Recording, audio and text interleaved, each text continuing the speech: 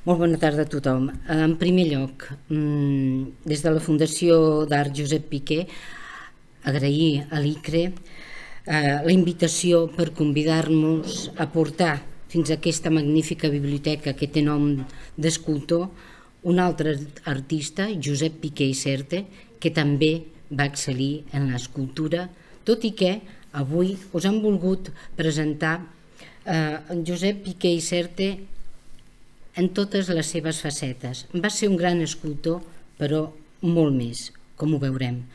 Ho farem a dues veus, amb dues mirades. La mirada de la Cristina Vilardell i de la meva pròpia. La Cristina té la paraula. Bon. Gràcies, Carme. La paraula que em ve més, ja que jo parlaré com a persona que ha conegut el Josep des de, no tinc noció d'una primera vegada, perquè ja crec que la família dels seus avis ja era amiga de la família dels meus besavis i per tant hi ha hagut una relació des de fa molts anys, ells, nosaltres des d'aquí Barcelona o des de Sabadell i ells sempre des d'allà vinculats a Montbrió del Camp i amb Reus. I la primera paraula que em vindria a la ment és que em sento afortunada. Em sento afortunada d'aquesta relació, no només amb en Josep Piqué, amb l'artista, sinó amb tota la família.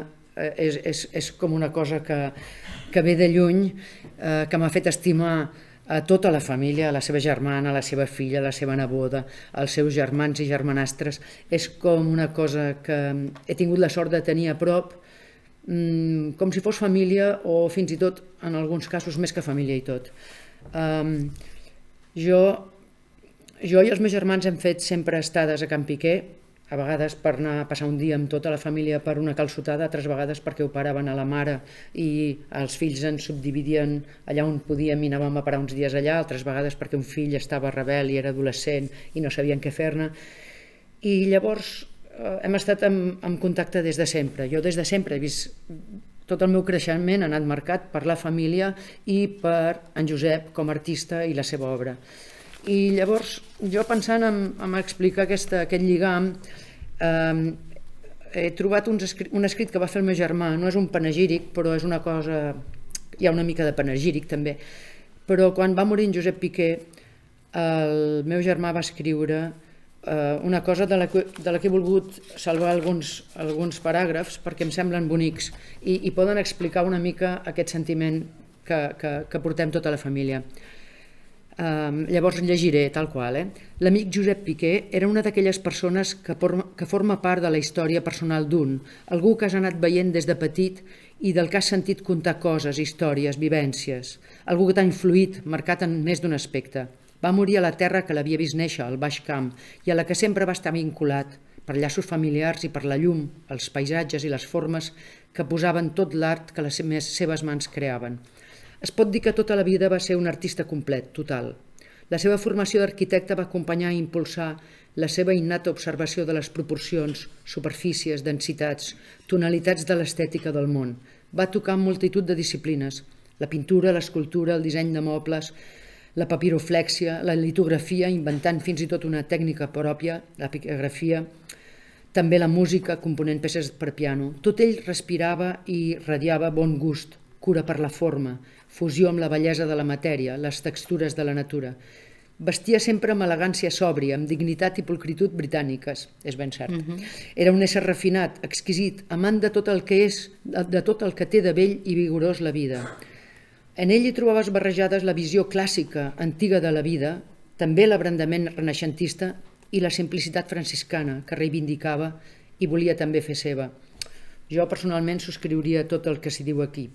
Segueix parlant ell, la veu del meu germà. La seva vida va transcórrer sobretot entre Reus, Montbrió del Camp, la platja de Cambrils i totes terres i pobles de la Contrada, Riudecanyes, Mont-roig, Riudoms. Lo seu era estar envoltat, en contacte amb un món que pogués abraçar, acariciar, mimar amb la mirada i les mans, el seu món. Tornaré a això de la mirada perquè la mirada i les mans per mi és un element molt important. Hem d'imaginar com era el camp de Tarragona fa 70 o 80 anys, com eren els camps, els masos, els pobles, les séquies, les basses, les rieres, els jardins, els camins. Tot tenia els colors, la pàtina d'un perfecte món grecoromà tocat de desenfadada gràcia mora. Aquest és l'univers d'en Josep. I se sentien fidels un a l'altre fins al final. I se serien fidels. I també, crec jo, és el món, en gran part, el món que va recrear com a artista. Si bé va tocar altres temàtiques, però aquest món hi és sempre allà. Sí, ho veurem. Després, parlant de les escultures, diu, un dels temes predilectes eren els ocells. Als anys 60 o 70 n'havia fet amb tela metàl·lica recoberta de guix, el que permetia una gran llibertat morfològica. Eren aus anguloses, amb un deix prehistòric, pintades amb fantasia de colors i arabescos vius. Tenien una gran força plàstica. Això és una peculiaritat, unes petites joies que tenim d'en Josep. Als anys 80 i durant més temps va fer una sèrie d'ocells, aquest cop de bronze, d'una força i bellesa inqüestionables. Difícilment es podia dir més i millor un ocell, el que és i vol ser un ocell. Trobo bo això. La creativitat d'en Josep no tenia aturador ni es fixava límits i per tant arribava també als objectes d'ús quotidià, com les cadires o les làmpades. De cadira no n'he oblidat una que hi havia, que era la síntesi perfecta de modernitat i de naturalitat. Una estructura de ferro recoberta tota ella d'una tela uniforme que acollia i distribuïa el teu pes amb subtil comoditat. De làmpades recordo la que incorporava a l'alçada dels genolls un cendrer i un compartiment per llumins. Crec que potser tindrem ocasió de veure després alguna d'aquestes peces en diapo. Després, una cosa que ens fascinava a tots nosaltres, a més d'una casa preciosa, que és la seu actual de la Fundació, si no vaig desencaminada, el meu germà aquí descriu la casa i llavors va cap a les golfes. Diu que per mi eren un lloc paradisíac, les golfes, l'estudi d'en Josep. Seguint l'escala s'accedia a les golfes, convertides de feia temps en l'estudi d'en Josep. Era un lloc acollidor, replet de quadres sense emmarcar, d'esbossos, de llapis en punta tallada amb ganivet, de pots de vidre, tamborets, ampolletes de trementina, taules altes de dibuixant, pinzells, paletes i tubs de pintura, el vell piano, tot el desordre prenyat de creació de l'artista que va acumulant el seu treball, el seu macerar en les seves idees i motius. 40, 50, 60 anys i més fent néixer, infantant el que la ment ha copsat, ha imaginat, ha somiat, ha combinat, engendrat amb la seva atenta i amorosa observació del real. Ensopegant i quasi trepitjant proves, retalls, teles, cartrons i cartipassos, arribaves a la part que donava al sud. Els finestrals et permetien albirar un horitzó verd terrós, fet d'avellaners, vinyes, oliveres, ametllers i garrofers. Una butaca, una taula baixa carregada de revistes d'arquitectura i d'art feien la funció de reducte intel·lectual. Era allí on, banyat per la llum del Mediterrani, en el silenci poblat de sons familiars, el lladruc d'un gos, la roda d'un carro, les campanades de l'església, el vent. En la calma i la companyia propícia, secreta, còmplice de les seves obres i creacions, en Josep trobava les seves molt riques hores, la seva pau, la seva energia profunda, el seu agermanament amb la vida, la seva mística artística. La meva visió, sense treure res al que diu el meu germà, és que res, per mi el més fascinant és que res deixava de ser el que era. El piano era per tocar, el llum era per fer llum, el sostre era sostre, les escales et portaven a baix o pujaven, però tot estava impregnat d'algú que ho tergiversava, tot, i era la creativitat, era trencador sense haver de trencar res. I crec que això per mi sempre ha sigut el reflex de l'empremta de la creativitat, perquè jo ho he vist allà, és com un món meravellós, però tot és el que ha de ser, no hi ha res aparentment que deixi de tenir la funcionalitat que ha de tenir. Després, el meu germà fa un retrat a una mica en Josep, però jo voldria remarcar 3 pinzellades sobre el seu aspecte físic. Era ben plantat, més aviat alt i ben proporcionat. Tenia un cabell ondulat, llustrós i curosament pentinat cap enrere, uns ulls tirant a blavosos que miraven amb constància absent i concentrada alhora tot el que l'envoltava. La seva veu era clara, amb una lleu cantarella sudista. Això em fa gràcia que ho digui, però torna a parlar de la mirada. Per mi, efectivament, el més important del Josep és la seva mirada i les seves mans. Ell el que veia, ell quan veia, imaginava, quan t'estava explicant alguna cosa, veies que la mirada se n'anava a un altre lloc, fugia de l'espai present i entrava en un altre territori. Això ho veies, físicament ho veies. I llavors ell anava cap a la imatge que tenia dins i les seves mans es posaven a moure i afegien contorns, i afegien moviment, i afegien llum. Amb les mans anava fent i anaves veient que ell estava veient l'obra o estava veient la peça com ell ja l'anava encaminant cap a fer l'obra. Això és una mica el que jo, anant a buscar l'essència del Josep, he pensat la seva mirada per mi és el més important i penso que la mirada de l'artista és una cosa molt important. Jo, que segurament des de petita he tingut vel·leïtats artístiques, jo envejava aquesta relació tan íntima amb el que l'envoltava, amb el que ell veia, amb com ho imaginava i la seva capacitat de no aturar-se mai. Tenia un desig de semblar-me, de ser com ell, de tenir aquella necessitat i capacitat creadores. Això ho recordo molt. La seva mirada, tornant a la mirada, abans de dir-lo de la mirada, m'agradaria dir que és l'artista més gran que he tingut a prop, i des de sempre, i malgrat que sé que hi ha artistes potser més complets o més importants, jo no el canviaria per cap altre. No? Si ara em donessin la possibilitat de manegar unes cartes que fossin més positives, jo em quedaria amb ell. Per mi ha sigut un element molt important. Quan torno a la mirada, penso que era una mirada íntima i intimista cap a la seva interioritat, que era el que el feia viure i el que l'envoltava, que era també el que l'envoltava, l'entorn, la llum, el dia a dia, la terra, el sol. Penso que l'exterior, per oposició a l'interior, l'exterior serien moltes coses, però també serien les ganes de saber el que fan els altres, de ser reconegut, de tenir un espai, les relacions, els contactes, la venda de la teva obra, els temes de la vanitat. Efectivament, el devien preocupar, però no el preocupaven prou. No el preocupaven prou com per decantar-se cap a una altra manera. Ell tenia la seva manera, no era prou... No crec que fos prou important per ell com per deixar de ser ell. Una cosa que m'ha fet gràcia recentment, llegint, no sé si anècdotes o un fet real, sobre en Francesc Pujols. En Francesc Pujols diuen que deia, o que havia dit, la gent necessita per treballar per tenir diners, i jo necessito tenir diners per treballar. S'entén, s'entén que en Francesc Pujols digués això. Doncs, més o menys vivia de renda, tenia prou sort que en pogués viure de renda, i el Josep tenia una situació semblant. Va poder viure de rendes, d'unes terres, d'uns masos, del que donava en aquella època les terres. I també compartia amb Francesc Pujols, diria jo, el sentit de l'humor. Tenia un punt sarcàstic, un punt burleta, coses que potser no se saben prou d'ell i no es reflecteixen potser en la seva obra. No era una persona pràctica ni pragmàtica, però tampoc era un somniatruites. Era un home del seu temps, era cultivat, estava al tanto del que passava al món, sobretot en temes artístics, no estava allà penjat, no ens pensem que perquè el seu món era aquell estava penjat, ni molt menys. Ell està al tanto i coneix el que es fa en el món de l'art, sap perfectament el que s'ha fet des de la ruptura de l'art amb l'academicisme, amb l'explosió dels primers anys del segle XX, però no viu subjugat a les vel·leïtats del moment, del que toca. Ell fa el seu camí. Navega pels diferents ismes del segle XX, això ja hem dit que és un home del seu temps, però és una ànima lliure. Està immers en la creació, té la necessitat fervorosa d'expressar-se dia a dia i afecta el món que té davant, que l'envolta. Els llums, els mobles, i aquest fet afecta el món que té davant, que l'envolta. Llavors, quan els llums, els mobles, les cadires, les alfombres, les estovalles, tot això és susceptible a les seves mans de ser transformat o de ser revisitat.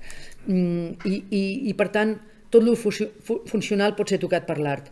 I ell ho fa quan sent que en té ganes, que és un terreny que l'esperona, quan la seva mirada s'ha cansat uns dies, uns mesos o el que sigui d'una cosa i passa cap a l'altra. Ell no hi havia res que l'aturés. És una persona sense límits, perquè no tenia prejudicis, no hi ha ara en majúscules i ara en minúscules. Jo ja acabo. I llavors tot això m'ha fet pensar que d'alguna manera hi ha com dos tipus de trajectòries artístiques.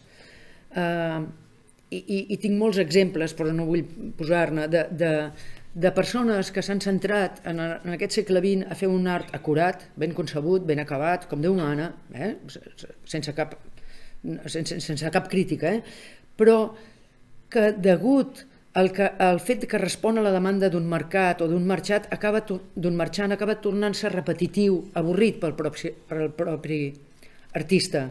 I llavors hi ha un altre art que és més viu, més lliure, que es mou, que evoluciona, que es deixa impregnar, que és canviant, que genera noves maneres de fer, que experimenta amb nous materials, tècniques i disciplines, que no es pot aturar.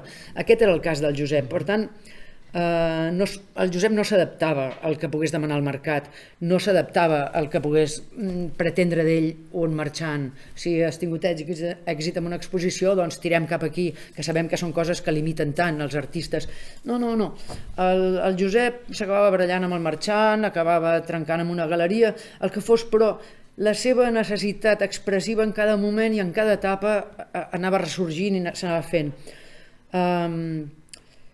És possible que això hagi anat en detriment de la seva popularitat o de que no sigui un artista tan conegut per aquest fet, però jo estic segura que això ha significat que això és una de les coses que jo també valoro i que això m'agrada d'ell i que em fa i que penso que això ha dignificat l'home i també la seva obra. I ja està, crec que ja he dit tot el que volia dir sobre la meva visió personal. Ara us passo a la Carme, que és la directora de la Fundació i que ens ensenyarà l'obra, que és magnífica, per cert. Moltes gràcies.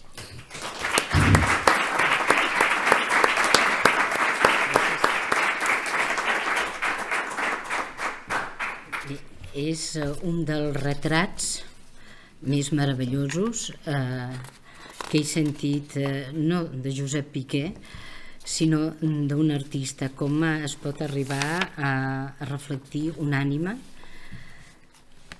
en poques paraules, però tan sentides. Com coneixeu bé i bé tota la vostra família Josep Piqué. Aquí hi ha una fotografia que pot reflectir alguna línia de les que ha dit la Cristina, però és molt més. Sabeu allò de val més una imatge que 1000 paraules? En aquest cas acabem de veure que molt poques paraules poden ser molt més potents que una imatge. És el cas. Per tant, desmuntem els mites de la imatge. Les paraules poden ser molt i molt poderoses. Han sortit moltes dades de Josep Piqué.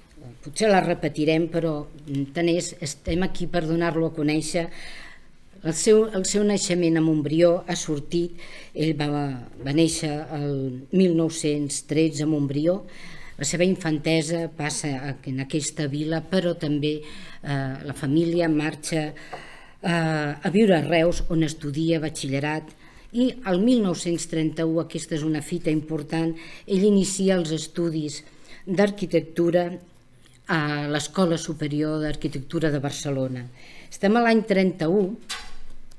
Ell, per tant, està en contacte i coneix el moviment GATPAC, aquest moviment tan important.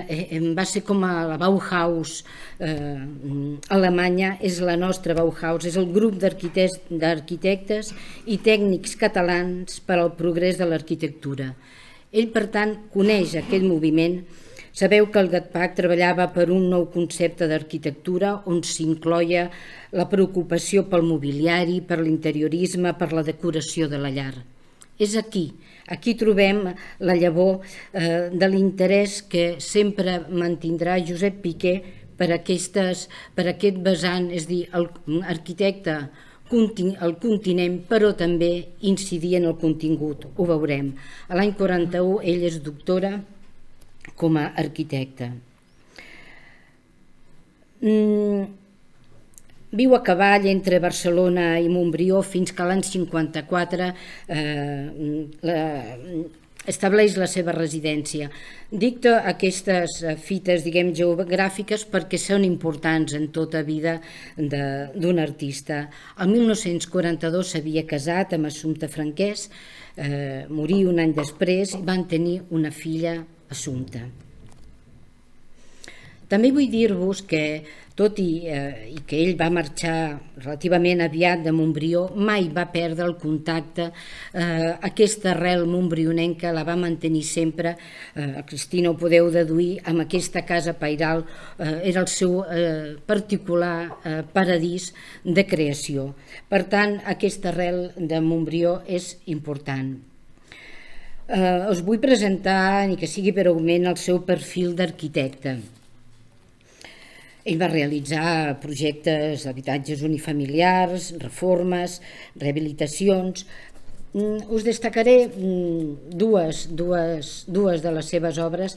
Aquesta és una obra de reconstrucció de l'altar de Sant Antoni de la Prioral de Reus. La Guerra Civil va malmetre força la Prioral i calia reconstruir. Li van encarregar aquesta capella i ell era un home contemporani, era un home modern des de tots els punts de vista i va fer un projecte on primava els materials de gran qualitat, un marbre verd, la fusta, perquè a més va fer grans vincles amb Carles Collet, que li va encarregar uns baixos relleus amb la vida de Sant Antoni. El que és important, el que vull destacar d'aquesta obra com a arquitecte, perquè ens parla d'un dels seus trets, és que ell no va fer un projecte neogòtic, neoromànic, perquè la Prioral és d'un gòtic tardà. No, ell considerava que una reforma d'una capella en aquell moment havia de ser del llenguatge modern, segle XX, 1965, com és aquest projecte. També una obra que també vull destacar perquè és molt montbrionenca, és una obra en col·laboració amb l'arquitecte Miquel Maria Aragonès, que és la bodega cooperativa de Montbrió del Camp. També va ser arquitecte municipal de Riudoms, on va fer una reordinació de diversos espais en el nucli antic. Veurem una de les seves obres en aquesta vila. Aquest bagatge com a arquitecte, però a més els dots personals innats que tenia Josep Piqué són els que van forjant, els que van conformant a l'artista que encara no sap que és artista. En aquest moment estem als anys 50, ell pinta, ell comença fent aquarel·les, en veurem alguna, però ell triga a veure que l'art seria la seva passió. Però mireu, en aquest aspecte que ha destacat també la Cristina hem dit que portàvem l'artista plural, ho esteu veient perquè encara no arribem a l'escultura, però us ajudarà a veure aquesta visió tan àmplia que tenia Josep Piqué de l'art i del disseny. Com a dissenyador va desenvolupar molta activitat. Jo diria que podíem establir dos divises, la simplicitat i la innovació. Eren les seves premisses quan es va endinsar en el món del disseny. Mireu aquestes dues peces, aquestes dues cadires, un silló, una cadira. Jo suposo que el Ramon es referia a aquesta. A una de semblant. Una de semblant. És possible? És aquesta mateixa? Renovada, doncs. Renovada. És important la data. 1956. Veieu la innovació absoluta del disseny. A més van rebre un premi nacional de l'Instituto Nacional de la Vivienda, que va fer un concurs de mobiliari, va guanyar el primer premi. Aquesta és la revista on es va publicar. Veiem el seu projecte i executades amb ferro forjat i sempre utilitzant un trenat de cordes naturals o de cotó, lonetes de cotó. Per tant, el que dirien ara sostenible absolut, però juntament a la funció, perquè ell era un home pragmàtic, ho ha dit, però també funcionalitat i bellesa en una mateixa peça, en un mateix projecte. També l'he anomenat les llums, llums de peu, llums de taula, amb els mateixos elements, simples, nets, innovadors. Aquesta està a casa, a la seu de la Fundació, projecte, execució i aquelles fotografies que va fer d'aquest conjunt. Aquest és un projecte, no sabem si la va arribar a executar, però mireu la modernitat i la versatilitat, per exemple, d'aquest llum que he volgut portar avui aquí per ensenyar-vos la genialitat dels dissenys de Josep Piqué. També es va endinsar en el món del disseny tèxtil, catifes, tapissos, estampats de roba. Torno a emfatitzar la data, 62-67. Aquests eren els dissenys que estava fent Josep Piqué en aquest moment. Roba de taula, és dir, la subtilitat, no? Aquest aspecte que us comentava, aquesta llavor del gat pac de fer de la llar, fins i tot en les estovalles, bellesa, innovació. Veieu com aquestes estovalles, anys 60, jo imagino la meva mare, no, de ben segur les nostres mares no haguessin adquirit en la botiga aquests dissenys i ara se'ns fan absolutament contemporanis, atractius. Era un avançat, realment, i a més trencava tots els estereotips. Ell deia, per què no un disseny innovador en la roba de casa? Aquesta és una de les taules en què l'Assumpta ens va delectar un dia al patronat de la Fundació. No vaig poder resistir la fotografia i us l'he portada. És una intimitat de casa l'Assumpta. Per suposat, el disseny gràfic no el va deixar de banda. Els díptics de les seves exposicions, maquetes de cartells per a concursos.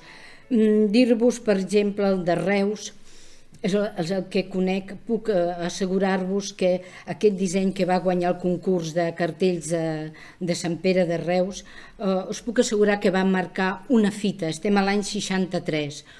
Hi ha un llibre a Reus de tots els cartells. Jo els vaig voler observar atentament i us asseguro que aquest disseny marca un abans i un després. A partir de l'any 64, els concursos i els cartells de Reus per Sant Pere van tenir un punt d'innovació a partir d'aquest moment. Ell trenca absolutament amb l'ortodòxia d'uns cartells, diguem, potser molt expressius, sí, però sense cap element innovador. Ell innova també en la cartelleria. També va fer dissenys de joies. La natura estilitzada, font d'inspiració en aquests meravellosos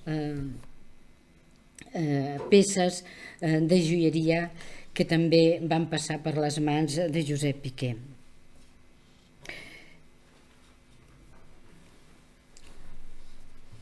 Ell es va donar, mireu aquestes dues aquarel·les, ell pintava aquarel·la, va començar pintant aquarel·la. Quan ell tornava de Barcelona, anaven a Montbrió, a la seva casa, ell se n'anava al de fora i pintava aquarel·les, aquarel·la d'un camí, aquarel·la d'uns trèvols que trobava a la vora del camí. Era un gran aquarel·lista, però és que penseu que a l'Escola Superior d'Arquitectura de Barcelona tenia com a professor d'aquarel·la, perquè sabeu que els projectes s'aquarel·laven en aquesta època, tenia a Josep Jujol de mestre d'aquarel·la. Alguna cosa devia aprendre d'aquest gran aquarel·lista. Però ell es va donar a conèixer com a artista i posa l'art en el centre de la seva vida quan s'incorpora, creen el grup Ara vol dir artistes reusencs actuals, liderats per Ramon Ferran, un altre gran escultor reusenc, no sé si el coneixeu, és també un escultor magnífic. Es van aplegar aquest grup per... No tenien, és dir, quin era el seu nexe? El seu nexe, el nexe que els unia era que volien trencar amb l'academicisme que regnava en el panorama artístic de Reus. Eren molt bons, els artistes reusencs dels anys 50, però eren acadèmics amb un figurativisme mimètic que ells volen trencar. Tots aquests artistes són figuratius, però el que ells volen és innovar en el llenguatge i sobretot explorar nous camps d'expressió. Per tant, són trencadors en una societat burgesa de Reus que no acaba d'entendre'ls. No exposen en galeries, ho ha dit ella, cap d'ells va tenir, l'habilitat d'aferrar-se a una galeria o a un marxant. Eren esperits lliures, ànimes molt lliures, i caminaven en aquest camí força dur en el panorama reusenc en aquells moments. Us deia, ell mateix va escriure: l'art ha d'eludir la realitat però no ha d'imitar-la. És en l'al·lusió que es manifesta l'artista, figuratiu però amb el sedàs personal del llenguatge propi.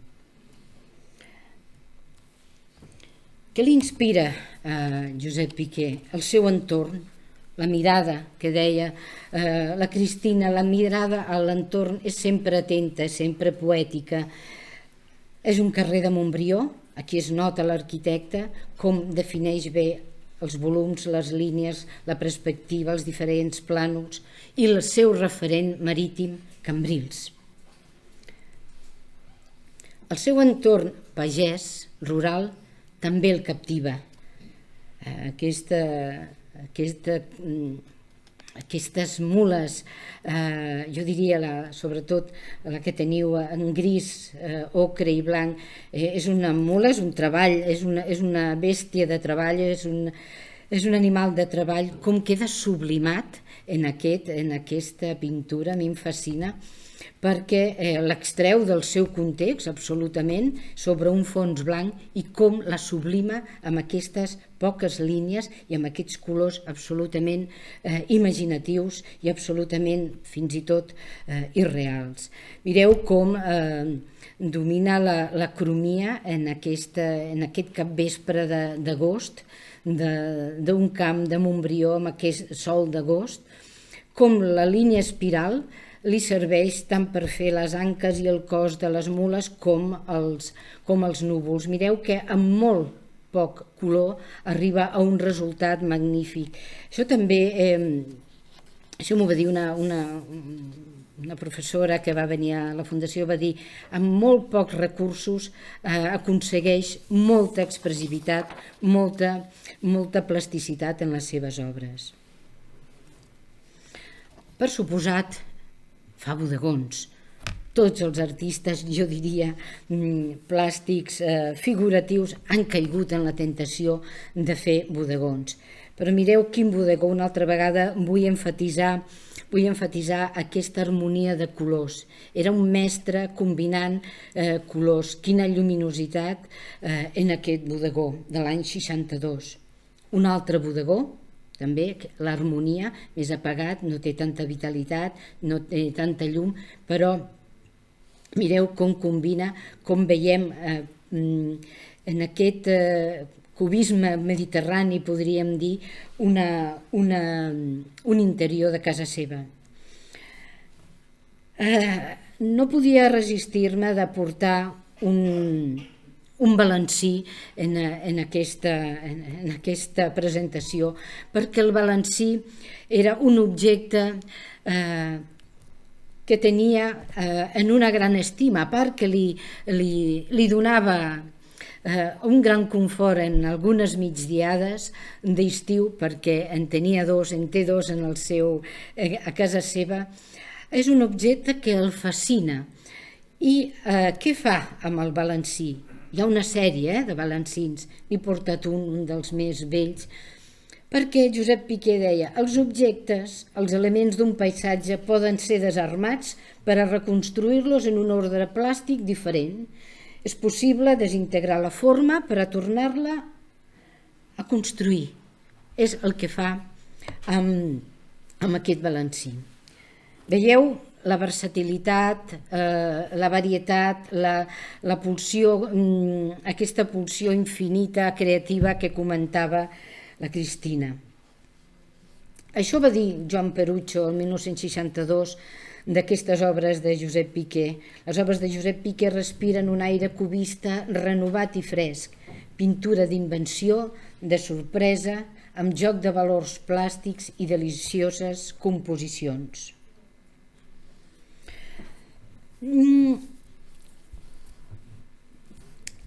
Josep Piqué tenia una preocupació. La seva filla, l'Assumpta, m'ho deia. Vam trobar fins i tot un text en el que ell deia: fa temps que em preocupa que l'art no pugui entrar a qualsevol casa. És cert, hi ha una barrera entre l'art i l'home corrent. Això és el que m'ha portat a una manera nova, a una manera diferent de refer la pintura, que jo en dic piquegrafia. La piquegrafia era un sistema que ell utilitzava, explico molt succintament. Ell agafava una planxa de persiglars i amb un burí de pirogravat calent feia les línies mestres. El que veieu en negre intens, això era el que ell feia, la trepava aquella planxa de persiglars. Ja tenia les línies mestres traçades, les posava sobre el paper, tintava el negre, ja tenia les línies mestres. La resta l'acabava ell de forma personal. Per tant, és un mix entre seriat i una finalització personal de l'artista. En feia 7 que tenien un aire però no eren de cap de les maneres idèntiques ni iguals. Piquegrafies. Unes altres piquegrafies, aquestes en colors negres i ocres. També ho ha dit, el món de l'origami. Va crear figures de gran enginy, en va crear de noves, es va associar a la British Society Origami anglesa, és a dir, quan s'hi posava en qualsevol tema s'hi posava a fons, va publicar, va crear noves peces i a més els hi donava el seu segell acolorint aquesta garsa, aquesta peça treta de les seves mans. I dir-vos que aquesta art del plegament la va aplicar sobre, més enllà del paper, amb altres superfícies. I mireu la porta del seu estudi com converteix una planxa de zinc, converteix una superfície anodina grisa sense cap gràcia en una porta amb volum, amb vida. Només dir-vos una anècdota: quan van fer l'exposició al COAC, he portat per la biblioteca, quan van fer l'exposició al COAC van venir els arquitectes a veure l'estudi, es volien emportar aquestes portes a l'exposició. Al·lucinaven de la genialitat i del que dèiem, amb el plec, amb el procés mecànic de plegar una planxa metàl·lica, donar un resultat genial com és aquestes portes. Entrem ara sí a l'escultura. Ell es va dedicar a l'escultura amb passió durant 25 anys de la seva trajectòria. Va passar per 3 etapes, per 3 tipus de llenguatge, per 3 materials. Són els materials el que marquen les seves etapes. Escultura en ferro, amb planxa de ferro. Veieu que la premissa és la mateixa, línies clares, nítides, sintètiques i expressives alhora. aquest tors de dona. També els ocells, ho has dit, el fascinava el món dels ocells per tota la versatilitat de formes que li proporcionaven. Ell els observava, però a més els podia distorsionar al seu gust i sempre aconseguint una bellesa extraordinària en cada una de les seves aus que ell contemplava sempre per estar a fora, en el seu lloc natural. Una au no ha d'estar dins, ha d'estar a fora. Aquestes de ferro les contempla sempre per estar en un jardí, en una part exterior. Els peixos també el fascinen. Les formes dels peixos l'ajuden molt a expressar aquesta natura que ell observa, aquest figurativisme passat pel seu sedàs.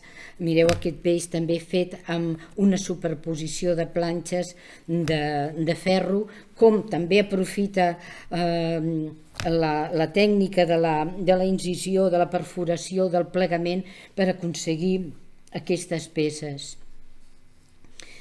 I mireu aquesta simplicitat, com amb el plegament i amb aquesta incisió, amb aquesta gestualitat de dues planxes de ferro, expressa el cap d'un home i d'una dona. No hi ha dubte qui és l'home i qui és la dona en els nostres estereotips, quan menys.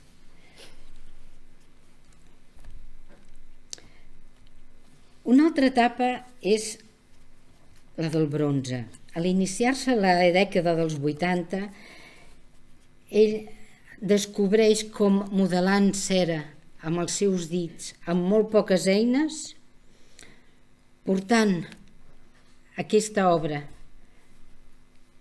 a la foneria, una foneria de Reus, surt amb aquesta peça a la mà. Això el fascina i realment troba el seu camí. L'escultura ho havia experimentat en ferro, però ara descobreix un altre pas, un altre llenguatge. La figura, una altra vegada, de l'home, un home i una dona. Mireu quina expressivitat aquesta titulada Dona al vent, el nostre vent de mestral, i mireu la mirada d'aquesta escultura que heu agafat molt encertadament per fer el cartell d'aquesta activitat. Ell també juga amb la pàtina que el temps dona a aquests materials, tant en el ferro, que s'oxidaven i com més oxidat, més vida agafen aquelles figures, també la pàtina sobre el bronze li dona una vitalitat i una ànima que el temps per si sola atorga aquestes escultures. Mireu aquesta dona. Són obres dels anys 80. Aquesta obra va estar exposada aquest març 2023 a Vinyols, i vaig tenir un grup de dones a la visita guiada, i una d'elles havia passat per un procés de càncer i es va veure reflectida. Va dir: quina sensibilitat em veig, en aquesta escultura m'hi veig. Jo no sé si pensava en aquestes dones que poden patir aquest procés de càncer, o si també pensava en aquesta llibertat que actualment tenim les dones per deixar-nos el cabell molt llarg o per rapar-nos i ser igualment belles. Per tant, sigui un aspecte o l'altre, sensibilitat pel damunt de tot en aquesta escultura. El món dels ocells també en bronze. Mireu aquestes línies pures, aquest sintetisme a l'hora d'expressar una oreneta, a l'hora d'expressar aquest au, també en bronze i amb aquesta pàtina que el temps ha volgut donar-los. Un altre au, aquesta li agrada molt i molt a la Cristina, ho sé, per això la vaig posar. aquesta estilització, i també us he volgut apropar aquesta Coré, diguem, aquesta Victòria, com tot i la seva tendència clara al figurativisme, a vegades estilitza tant i sintetitza tant que és una Coré, una Victòria gairebé abstracta. Mireu també com juga amb les textures en aquesta ala, com la textura li dona una vitalitat diferent, que cal mirar de prop cada una d'aquestes obres de Josep Piqué. Mireu què va dir Francesc Miralles de les seus bronzes. Els bronzes de Piqué estan despullats de tota anècdota, amb una depurada síntesi formal a la qual arriba a partir d'una base culta de treball que aconsegueix plasmar els volums i les formes intuïdes, obres executades en llibertat creadora, llibertat creadora. Aquestes són l'expressió més lírica i contundent. I és veritat que tenia aquesta llibertat, ho he pogut veure en tota la seva trajectòria. En aquest any sabem que allò més novedós era l'informalisme, però ell, ho hem vist, era la realitat, era la natura, eren els objectes de l'entorn, era el seu paisatge el que l'inspirava. L'informalisme, tot i que el va experimentar durant un any, més o menys, l'abstracció, no va seguir per aquell camí. Tot i que hagués estat potser un camí a saber què hagués passat, però no va voler continuar pel camí de l'abstracció. En tenim molt poques obres, són delicioses, però no va voler seguir pel camí de l'abstracció. La tercera etapa de Josep Piqué com a escultor s'inicia cap als anys 90. Materials: vareta d'acer i ferro. El sintetisme ja a la màxima expressió. Els materials encara més mínims: ferro i acer forjat, moltes vegades combinant amb un palet de riu agafat de la riera de Montbrió del Camp. Veiem, torno a repetir, amb molt pocs recursos, quina quantitat de bellesa plàstica era capaç de manifestar Josep Piqué. També la natura, ocells, animals, com a font d'inspiració. Vull destacar també l'escultura pública. Ell té una meravellosa sardana a mida natural al barri de Sant Pere i Sant Pau, a Tarragona. Una escultura de 1973 que, a més, té molt de simbòlic perquè aquest barri va néixer amb una cooperativa d'habitatges i li van dir: necessitem una escultura que representi aquest nou barri que acaba de néixer a Tarragona. I ell va dir: una sardana. A més, era l'any que Tarragona va ser la ciutat pubilla de la sardana, per tant, acomplia amb dues finalitats: manifestar aquest esdeveniment i, a més, aquesta força simbòlica, la sardana, tots junts, una cooperativa, tots junts, a l'esforç de tots per aconseguir una finalitat col·lectiva. També aquesta escultura és molt popular a Reus. Havia nascut per ser una escultura efímera a la Fira de Mostres de l'any 74 a Reus, però finalment ha quedat en un altre indret de la ciutat, molt cèntric, en una rotonda d'un passeig molt cèntric de la ciutat, els Dofins del 1974. Aquesta escultura pública, vull dir-vos que diu molt també del caràcter de Josep Piqué. És un dels monuments homenatge a Gaudí primerencs a Catalunya. És del 1975 i es troba a Riudoms, en una de les places que ell mateix va urbanitzar al costat de l'església de Riudoms. Va haver-hi polèmica perquè algunes forces vives de Riudoms volien reproduir una obra de Gaudí, fer una mimesi d'una obra de Gaudí.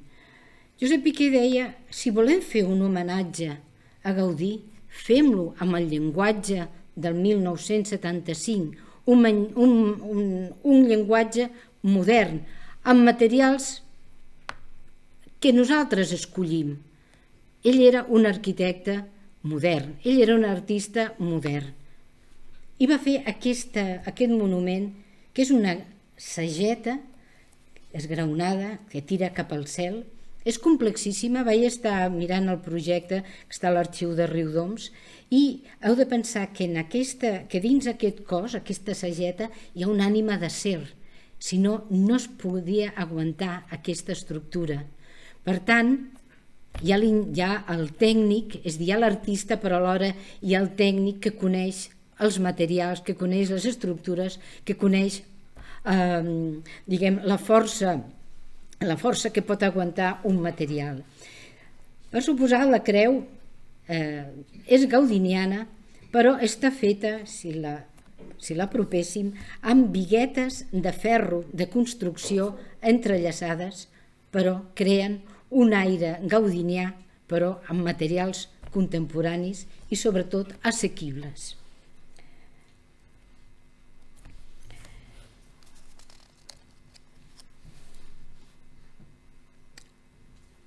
Als anys 90, Josep Piqué va tenir una afecció als ulls que li va privar de tota la seva agudesa visual. Lluny de desanimar-se, de deixar a banda la seva pulsió creativa, decideix continuar i expressar-se amb un altre llenguatge i amb altres materials. S'endinsa en el collage, meravellosos collages en aquesta maduresa que jo he volgut titular La creativitat que no cessa. Aquest és un dels collages dels anys 90 i també és quan desenvolupa aquesta darrera etapa escultòrica de què us parlava. Mireu l'expressivitat d'aquesta figura, és en ferro i l'altra és en acer. Això ho va fer Josep Piqué amb més de 80 anys. Per tant, en la maduresa, la creativitat que no cessa. Com heu pogut sentir en aquestes paraules encertadíssimes del Ramon i de la Cristina i amb aquestes obres que us he presentat, ell es va moure sempre en tots els espais artístics d'una forma apassionada, amb una llibertat personal i creativa poc usual. És un fet que li va permetre d'expressar-se en cada moment amb el llenguatge, els materials que va desitjar, tot allò que el motivava i li donaven una pulsió a la seva creativitat. Josep Piqué va morir el 6 d'abril del 2012 a Montbrió del Camp, als 99 anys. Una trajectòria dedicada a l'art, ho hem vist en diverses expressions. Les seves creacions, ha marxat, però les seves creacions ens han quedat entre nosaltres i el transcendeixen, sobretot per mostrar-nos la seva contemporanietat, el seu lirisme, jo diria gairebé musical, i sorgit tota la seva obra d'una sensibilitat artística integral. No puc deixar de dir-vos que a partir des de l'any 2019 la seva filla Assumpta Piqué va decidir de donar continuïtat al record d'una vida i d'una obra creant la Fundació d'Art Josep Piqué amb seu a Montbrió del Camp. L'objectiu és donar a conèixer la vida i l'obra de Josep Piqué. Avui, per tant, ens heu ajudat, gràcies a l'ICRE i a la Biblioteca Clarà, de poder fer un pas més en aquesta difusió de la vida i obra de Josep Piqué. Aquí teniu el seu estudi on portem les visites guiades en una ruta que tenim pel univers creatiu per Montbrió. És fascinant l'estudi, aquest espai on ell creava, on era el seu refugi, el seu paradís particular. Cada any rebem a l'escola diverses l'escola de Montbrió amb els diversos nivells pensem que és importantíssim perquè inclús els professors han fet un projecte per tal que cada any l'escola passi per l'estudi de Josep Piqué per fer-ne un treball profundíssim de la seva vida i de la seva obra. Han fet exposicions el 2020, el 2022, el 2023. Per suposat, sempre fem una acció important en el Montbriart, un esdeveniment artístic molt important, molt nostre a Montbrió del Camp. Sempre col·laborem i estem presents. Aquesta exposició que van fer al COAC de Tarragona i que va dedicar tota la seva revista AT monogràficament a Josep Piqué, aquesta piquerianes que us enraonava a Vinyols i els Arcs darrerament. I també voldria dir-vos que una de les accions que més ens ha satisfet va ser la d'enregistrar el corpus musical de Josep Piqué, perquè sí, també Josep Piqué es va endinsar en el món de la música, de la composició. El seu corpus està format per 35 obres per a piano, breus, i dir-vos que la seva música té molt a veure amb la seva obra. És una música entenedora, nítida, clara, que ens entra cor endins. No necessitem gaires elucubracions perquè ens entri. I us voldria deixar, doncs,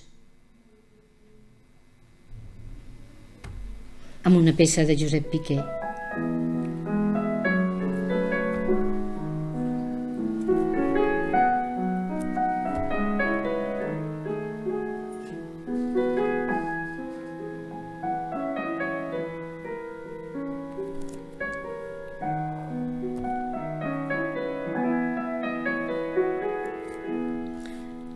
Membres de l'ICRE, esperem que aquesta presentació, tots els que us heu apropat, esperem que aquesta xerrada a dues veus us hagi apropat a la genialitat de Josep Piqué i que aquesta trobada sigui un punt de partida de futures col·laboracions conjuntes, ja que ens uneix el fil de l'art i l'univers de l'escultura.